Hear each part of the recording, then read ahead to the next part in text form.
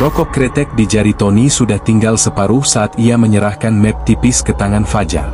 Suara kipas angin tua berdengung di langit-langit kantor yang sempit dan berdebu. Aroma keringat, kopi basi, dan kertas lembab bercampur di udara. "Ini tugas terakhirmu hari ini, Jar," kata Tony, menunjuk map. "Namanya Butarti. Nasabah lama. Utangnya cuma 200.000, tapi belum pernah lunas." Fajar mengangguk pelan, membaca nama dan alamat yang hanya ditulis singkat, Gang Seret, Blok Kuning, wilayah Jawa Barat. "Ini alamat apaan? Gak ada titik GPS-nya," gumam Fajar. "Makanya kamu harus ke sana langsung. Tapi ingat, jangan sampai malam." "Kenapa?" tanya Fajar. Pak Tony mendesah, lalu mendekat. Katanya, orang yang masuk ke gang itu, kalau kelamaan, gak balik-balik. "Gak usah banyak tanya. Kerjain aja." Perjalanan ke lokasi membuat Fajar bolak-balik membuka peta, tapi gang yang dicari tidak muncul di aplikasi. Ia bertanya ke warga setempat. Setelah melewati lorong-lorong sempit dan jalan yang tampak seperti buntu, ia sampai di depan sebuah pos ronda tua dengan bangku kayu rapuh. Di sana duduk seorang pria tua dengan peci hitam usang dan sarung kumal. Wajahnya keras, seperti ukiran kayu. "Mas cari Gang Seret?" tanyanya dengan suara berat. "Iya, Pak. Di mana ya?" Pria itu menunjuk lorong sempit di sebelah warung kosong. "Itu. Tapi kalau bisa, jangan masuk terlalu lama. Banyak yang hilang arah di dalam." Fajar masuk ke gang itu. Lorongnya sempit, hanya cukup satu orang berjalan. Dinding rumah-rumah di kiri kanan menjulang, menutup cahaya dari atas. Udara terasa lebih lembab dan dingin. Beberapa langkah masuk, ia melihat anak-anak bermain congklak. Tapi ada yang ganjil. Mereka tak bergerak. Kepala mereka tertunduk, tapi mata mereka terbuka lebar. Tatapan kosong. Tak satu pun dari mereka berkedip. Rumah bernomor 12 muncul di depan. Cat kuningnya sudah pudar, pintu kayunya rapuh. Di depannya, duduk seorang wanita tua berjilbab abu-abu dengan sorot mata tajam. Ia tersenyum ketika Fajar mendekat. "Mas Fajar, ya?" tanyanya tanpa menunggu perkenalan. "Iya, saya dari kantor pembiayaan." "Mau?" "Uangnya ada," potongnya. "Tapi ambilin dulu barang saya di rumah ujung gang. Pintu hijau. Ini kuncinya." Ia menyodorkan kunci tua berkarat. Fajar ragu. "Kenapa gak ibu sendiri yang ambil?" Senyum Butarti menghilang. "Karena saya gak bisa masuk lagi. Saya pernah, dan saya gak bisa keluar selama 3 hari. Tapi Mas bisa. Mas masih baru." "Isinya apa?" "Barang titipan. Bawa sebelum matahari tenggelam. Jangan tanya lagi." Fajar berjalan mengikuti arah gang. Gang itu terasa semakin panjang. Rumah-rumah makin rapat. Ia menoleh ke belakang, jalanan tadi seperti menghilang. Ia terus berjalan, napas mulai berat. Keringat dingin merembes di pelipis. Akhirnya, ia sampai di rumah dengan pintu hijau tua yang catnya mengelupas. Ia masukkan kunci. Pintu berderit saat dibuka. Di dalam, ruangan gelap. Bau kayu lembab dan kapur barus menusuk hidung. Di tengah ruangan, ada koper coklat besar di atas meja kayu. Koper itu terkunci. Fajar mendekat. Lalu terdengar bisikan. "Tolong." Ia mendekatkan telinga ke koper. Bisikan itu terdengar lagi. Lalu, pelan, suara itu berubah. Suara yang lebih ia kenal. Suara ibunya. Langit mulai menguning saat Fajar berdiri mematung di tengah ruangan gelap itu. Bisikan dari koper masih terngiang di telinganya. Suaranya semakin jelas. Kali ini seperti menyebut namanya. "Fajar." Ia mundur satu langkah, lalu buru-buru membuka senter dari ponsel. Cahaya menyapu ruangan. Tidak ada siapa-siapa. Hanya koper besar di atas meja, dengan gembok kecil yang berkarat. Ia coba mengguncang koper itu pelan. Tidak terdengar apa-apa lagi. Hanya diam. "Kalau ini cuma mainan Butarti, gue balik aja," gumamnya. Namun ketika ia berbalik menuju pintu, sesuatu membuatnya berhenti. Cahayanya menangkap sesuatu di dinding. Terdapat cermin kecil, bundar, dengan bingkai kayu tua. Ia menatap bayangannya. Wajahnya terlihat aneh. Pucat, mata merah, dan senyum samar yang tidak ia sadari sedang ia buat. Ia tersentak, mencabut pandangan dari cermin. Ia membuka pintu rumah, dan begitu keluar, suasananya berbeda. Gang itu sunyi total. Tak ada suara anak-anak. Tak ada angin. Cahaya matahari mendadak lebih redup. Ia memandangi langit, dan untuk sesaat, ia merasa langit di atasnya lebih rendah dari seharusnya. Seperti langit palsu. "Gue harus keluar dari sini cepat," bisiknya. Ia berjalan membawa koper itu. Tapi setelah 10 langkah, ia merasa ada yang aneh. Rumah-rumah di gang itu berubah posisi. Rumah yang tadi berwarna biru, sekarang kuning. Pagar yang sebelumnya rusak, kini berdiri kokoh. Dan jalan di belakangnya tak bisa ia lihat lagi. Ia berjalan lebih cepat, napasnya mulai berat. Gang terasa seperti melipat dirinya sendiri. Seperti labirin yang mengatur ulang rutenya. Dari kejauhan, ia melihat seorang pemuda berdiri di sudut gang. Wajahnya pucat, bajunya compang-camping, seperti belum makan berhari-hari. Fajar menghampirinya. "Mas, saya cari jalan keluar. Arah rumah Bu Tarti?" Pemuda itu menoleh perlahan. Matanya kosong, tapi bibirnya bergerak. "Kamu bawa kopernya?" "Iya." "Kamu gak boleh bawa itu keluar gang." Fajar bingung. "Kenapa?" Pemuda itu mendekat 1 langkah. "Kalau kamu bawa keluar, kamu yang akan menggantikan isinya." "Gantikan? Maksudnya apa?" "Setiap barang titipan butuh tuan baru." Seketika suara koper di tangan Fajar berbunyi keras. Seperti ada yang mengetuk dari dalam. 3 kali. "To, to, to." Fajar menatap koper itu. Gemboknya mulai retak, seolah siap terbuka sendiri. Ia menatap pemuda tadi. Tapi kini ia menghilang. Tidak ada siapa-siapa di gang itu lagi. Dengan napas tersengal, Fajar berlari. Ia tak tahu ke arah mana, hanya mengikuti insting. Ia berlari melewati rumah-rumah yang tak ia kenali, gang-gang yang bercabang. Ia berhenti di sebuah sudut dan mendapati sesuatu yang membuat darahnya membeku.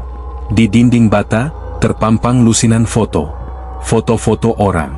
Semuanya seperti diambil dari kamera pengintai. Wajah mereka terlihat pucat, mata hitam, membawa koper yang sama persis. Dan di tengah deretan itu, ia melihat wajahnya sendiri. Foto dirinya. Sedang berdiri di depan rumah berpintu hijau. Nafasnya tak beraturan. Di tangannya, koper itu semakin terasa dingin, seolah menempel langsung ke tulangnya. Setelah berputar-putar tanpa arah, ia kembali berada di depan rumah dengan pintu hijau. Tapi rumah itu berubah. Pagar yang tadinya patah kini berdiri utuh. Jendela yang kemarin tertutup kini terbuka, dan di baliknya tampak siluet seseorang berdiri memandangi jalan. Fajar ragu. Ia yakin tadi sudah meninggalkan rumah ini. Tapi sekarang, rumah itu ada lagi di depannya, dalam bentuk yang berbeda. Suara pintu berderit terdengar pelan. Pintu rumah terbuka sedikit, seperti mengundangnya untuk masuk kembali. Dengan napas tertahan, ia mendekat. Setiap langkah terasa seperti menyeret rantai. Ia menatap koper di tangannya, lalu memandangi pintu itu. Akhirnya ia masuk. Interior rumah itu kini tampak berbeda dari sebelumnya. Dindingnya bersih, tidak ada debu, dan di dalamnya terdapat perabotan lengkap, kursi tamu, lemari, bahkan foto keluarga tergantung di dinding. Dalam foto itu, tampak seorang wanita tua, seorang pria muda, dan seorang anak kecil. Ketiganya tersenyum. Tapi wajah anak kecil itu, terlalu mirip dengan wajah Fajar sendiri semasa kecil. Ia menatap lama. "Apa ini rumah gue?" Suara langkah kaki terdengar dari dalam. "Fajar, sudah waktunya," ucap suara perempuan tua dari arah dapur. "Bu Tarti," panggil Fajar pelan. Tak ada jawaban. Ia mengikuti suara itu, menyusuri lorong rumah. Tapi dapur yang seharusnya ada di ujung, tidak pernah muncul. Lorong itu terus memanjang, seperti tidak berujung. Tiba-tiba lampu padam. Kegelapan total menyelimuti. Fajar berdiri diam, tak berani bergerak. Suara koper di tangannya kembali terdengar. Kali ini bukan ketukan, tapi seperti Seseorang mencoba membuka resleting dari dalam. Klik, klik, klik. Ia meletakkan koper itu dan mundur. Dalam gelap, ia bisa melihat siluet resleting mulai terbuka perlahan. Lalu, lampu menyala kembali. Di hadapannya, koper itu telah terbuka. Tapi kosong.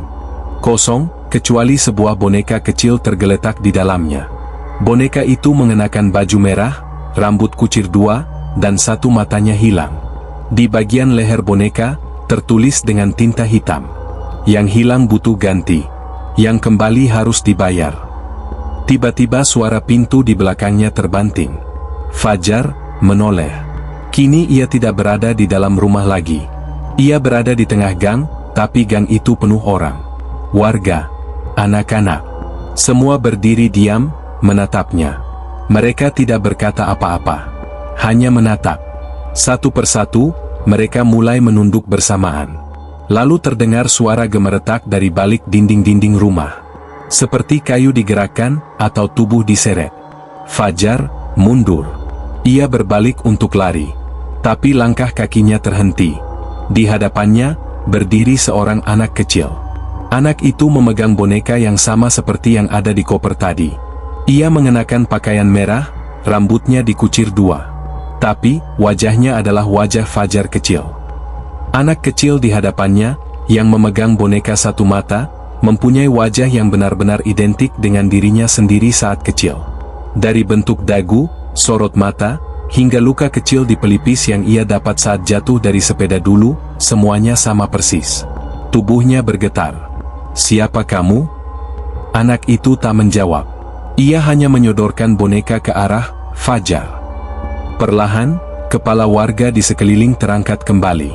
Mereka menatap Fajar, semua dengan mata merah, dan senyum yang tidak menyentuh mata.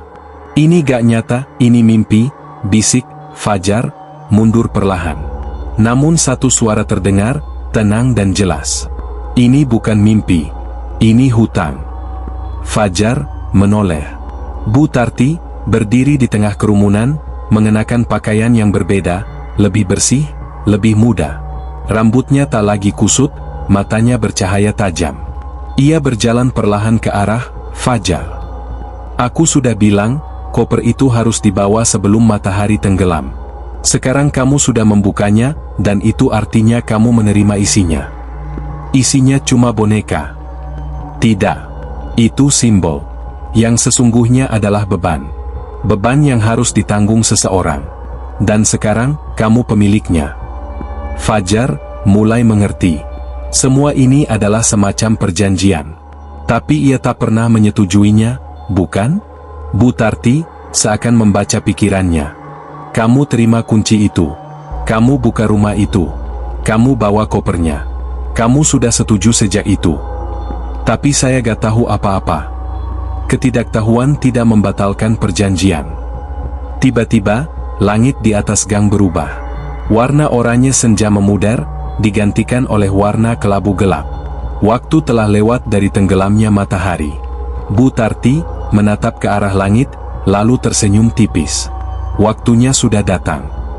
Tiba-tiba semua warga di gang menunduk kembali. Suara dengungan muncul, seperti ribuan suara berdoa dalam bahasa yang tak dimengerti. Getaran ringan terasa di tanah. Koper di kaki Fajar bergetar sendiri, lalu meluncur ke arah Bu Tarti, seolah ditarik oleh kekuatan tak terlihat. Ia menunduk, memeluk koper itu. Matanya tertutup. "Terima kasih, Fajar," ucapnya pelan. "Karena kau, aku bebas." Tubuh Bu Tarti mulai mengering. Dari ujung kaki, kulitnya berubah menjadi debu. Pakaiannya menyatu dengan tanah, wajahnya memudar, dan akhirnya menghilang sepenuhnya. Koper yang tadi dipegangnya kini berada kembali di kaki Fajar. Tapi sesuatu sudah berubah. Tali koper itu kini melingkar di pergelangan tangannya, seperti terikat. Ia mencoba melepaskannya, namun semakin ia tarik, semakin erat melilit. Suara dari balik punggungnya membuatnya menoleh. Anak kecil yang memegang boneka kini sudah tidak ada. Sebagai gantinya, berdiri seorang pria, usia sebaya dengan Fajar. Wajahnya identik, pakaian sama, luka di pelipis juga sama. Ia bicara dengan suara yang persis sama. Kau bukan yang pertama. Tapi mungkin kau yang terakhir. Suasana gang kembali seperti semula, sunyi, sempit, tanpa satu pun penduduk terlihat. Tapi langit masih kelabu. Seolah waktu berhenti bergerak sejak matahari tenggelam. Koper tua itu kini seperti menempel di pergelangan tangannya. Setiap kali ia coba melepaskan, tali kulit itu menjerat lebih kuat. Nafasnya mulai berat. Ia menyusuri gang mencari jalan keluar, tapi gang itu tak lagi sama. Ia melewati rumah-rumah yang tadi dikenali. Tapi kini semuanya memiliki jendela tertutup rapat, tanpa suara. Ia mengetuk beberapa pintu, tak ada yang menjawab. Di satu dinding bata yang penuh lumut, Fajar mendengar suara samar. Ketukan. Dari balik tembok. To, to, to. Ia mendekat. Menempelkan telinga. Suara itu berubah menjadi bisikan. Lirih. Pelan. Lepaskan, dia keluar. Fajar mundur 2 langkah. Ia yakin suara itu berasal dari balik tembok rumah tua berwarna hijau kusam. Rumah yang dari luar tampak seperti tak berpenghuni selama puluhan tahun. Tapi suara-suara dari dalam berkata lain. Dengan dorongan rasa ingin tahu yang dibungkus ketakutan, ia membuka pintu pagar dan masuk ke halaman. Rumputnya tinggi. Udara di sekeliling lebih dingin. Ia mengulurkan tangan ke knop pintu utama, dan pintunya terbuka sendiri. Di dalam, rumah itu penuh bau tanah basah dan kayu lapuk. Tidak ada listrik. Tapi cahaya remang dari jendela cukup untuk melihat isi ruangan. Dindingnya penuh coretan. Tulisannya aneh, acak, seperti dibuat dengan jari-jari penuh darah. Sebagian kata-kata masih bisa dibaca. Yang datang, tidak boleh kembali. Yang membawa koper, jadi penjaga. Yang terakhir, akan jadi pintu. Pintu? Fajar mendekat ke dinding lain. Di sana, tergambar sesuatu. Seperti denah rumah, tapi dengan garis-garis yang saling bersilang. Di tengahnya, ada lingkaran besar. Dan di dalam lingkaran itu, ada simbol koper. Tiba-tiba, suara tawa terdengar dari balik kamar. Tawa anak kecil. Suara itu mirip suara Fajar kecil. Ia membuka pintu kamar. Kosong. Hanya satu tempat tidur besi berkarat dan lemari tua. Tapi di atas tempat tidur, ada sesuatu yang tak seharusnya ada. Kertas foto. Ia mengambilnya. Foto itu memperlihatkan seseorang sedang berdiri di lorong gelap rumah ini. Wajahnya tak kelihatan karena buram, tapi koper di tangannya jelas terlihat. Koper yang sama seperti miliknya. Di balik foto, tertulis, "Tugas selanjutnya, jaga pintu. Sampai yang baru datang." Tidak, ini bukan tugasku, desis Fajar. Ia berlari keluar, tapi gang sudah berubah lagi. Sekarang, tak ada ujung. Gang menyatu dalam satu jalur panjang. Di kedua sisi, semua rumah tertutup rapat. Lampu jalan menyala satu-satu dengan suara klik mekanis. Dan di ujung gang, ia melihat seseorang berjalan pelan masuk ke gang. Seorang pria muda, membawa map, menatap ke kiri dan ke kanan. Fajar memicingkan mata. Sosok itu terlihat familiar. Sangat familiar. Ia menelan ludah. Pria itu adalah dirinya sendiri. Dari ujung gang, ia melihat dirinya sendiri melangkah masuk, persis seperti saat ia pertama kali datang ke tempat ini. Baju yang sama, map di tangan, bahkan ekspresi wajah yang sama, bingung dan tak percaya. Ia menoleh ke kiri dan ke kanan. Rumah-rumah di sekitarnya kini dalam posisi yang sama seperti beberapa jam sebelumnya, seolah waktu berputar. "Ini, siklus," bisiknya. "Aku bukan yang pertama." Tiba-tiba, terdengar suara dari belakang. "Betul. Kau bukan yang pertama." Fajar menoleh. Seorang pria tua berdiri di tengah gang. Bajunya lusuh, rambutnya panjang dan kusut, matanya cekung dan kosong. Ia mengenakan jaket pembiayaan dengan logo yang sama seperti yang dikenakan Fajar. "Siapa lo?" tanya Fajar. "Namaku Amin. Aku seperti kamu. Datang kemari karena tugas. Dulu, aku juga bawa koper." Wajah pria itu suram. Ia berjalan mendekat, langkahnya lambat, seperti tulangnya sudah aus dimakan waktu. Dan sejak hari itu, aku tidak pernah benar-benar keluar. Amin, menunjuk ke arah koper yang masih terikat di pergelangan tangan Fajar. Itu bukan koper biasa. Itu pintu. Pintu? Fajar menggeleng. Pintu kemana? Ke antara. Tempat di mana semua cerita ini terulang. Setiap orang yang menyentuh koper itu dan membawanya melewati gang, menjadi penjaga gerbang. Sampai orang berikutnya datang.